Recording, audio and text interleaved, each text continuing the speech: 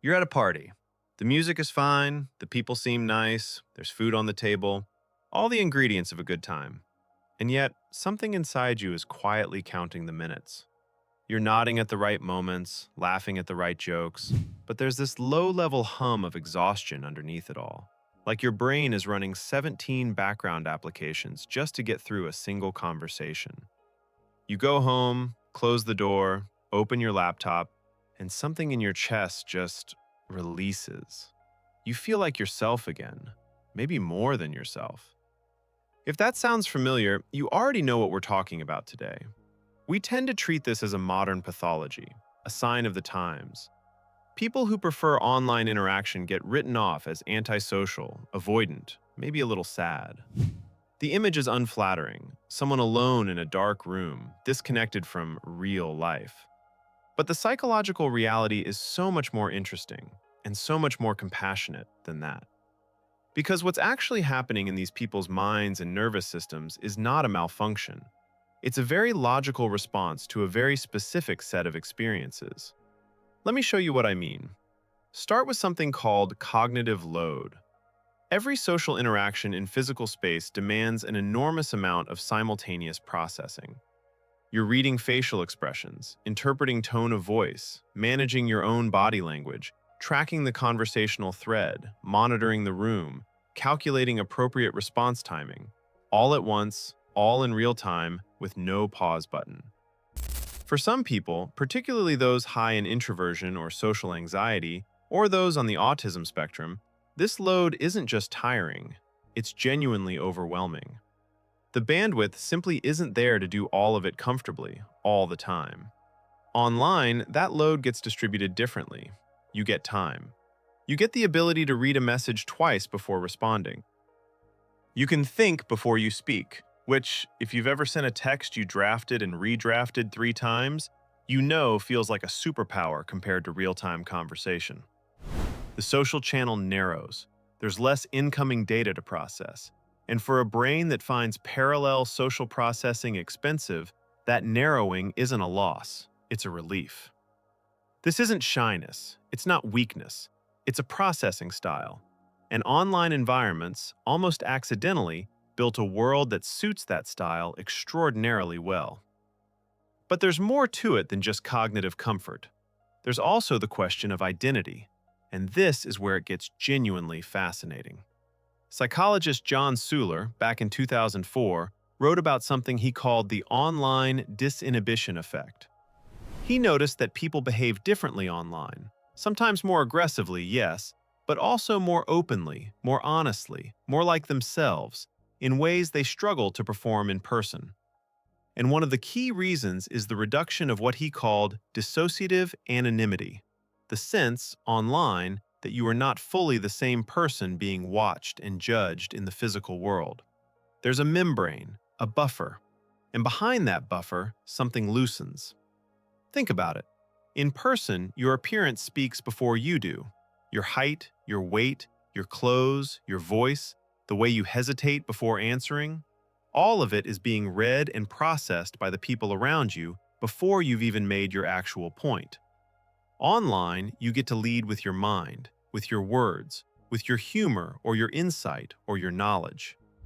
For people who have spent a lifetime feeling like their external presentation gets in the way of who they actually are, the internet is not an escape from reality. It is, in a very real sense, a more honest arena. There's also something worth naming about belonging. One of the most consistent findings in social psychology is that human beings have a fundamental need for connection.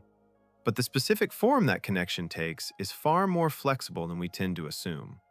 For most of human history, you were more or less stuck with the people within walking distance. Your tribe was geographic. Your community was whoever happened to be born nearby. And if you were unusual, intellectually, creatively, emotionally, in any dimension that sets you apart, you might spend your entire life slightly out of step with the people around you, without ever finding your actual people. The internet broke that constraint completely. Suddenly, the person with a specific, obsessive interest in medieval manuscript illumination could find 300 other people who felt the same way. The teenager in a small town who felt alien and strange could discover an entire community of people who used exactly the same words for exactly the same feelings. The connection that physical proximity had failed to provide for years arrived through a screen in the middle of the night. Is it any wonder that screens started to feel like home? And then there's social anxiety itself, which is worth treating with more nuance than it usually gets.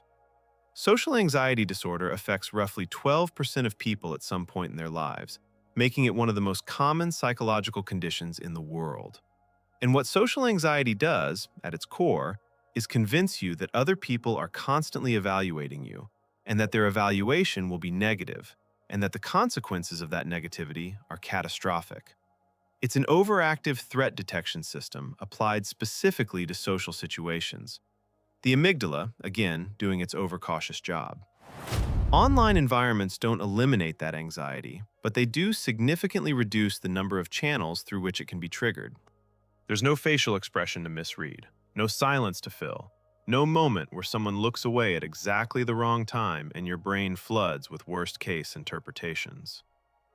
The asynchronous nature of most online communication, where you send a message and don't have to sit there watching someone read it, removes so many of the micro moments that anxious nervous systems turn into evidence of rejection. It's not avoidance exactly. It's more like a sensory adjustment, turning the volume down on the most overwhelming frequencies. Now, here's the part I want to be honest about, because this isn't a video that's going to tell you that online comfort is entirely fine and you should never question it. The truth is more complicated. Human nervous systems were built for physical presence. There are things that happen in face-to-face interaction, the regulation of breathing and heart rate that comes from being in proximity to a safe person, the neurochemical effects of genuine eye contact, the deep co-regulation that happens between bodies in the same room, that online interaction simply cannot replicate. Not because it's inferior, but because it's a different channel. And if that channel becomes the only one, something goes chronically unmet, even if you can't quite name what it is. Researchers have found that heavy reliance on online interaction as a substitute for, rather than a supplement to, in-person connection is associated over time with increased loneliness, not decreased. The platform provides belonging-shaped experiences without some of the deeper belonging nourishment the system is actually hungry for.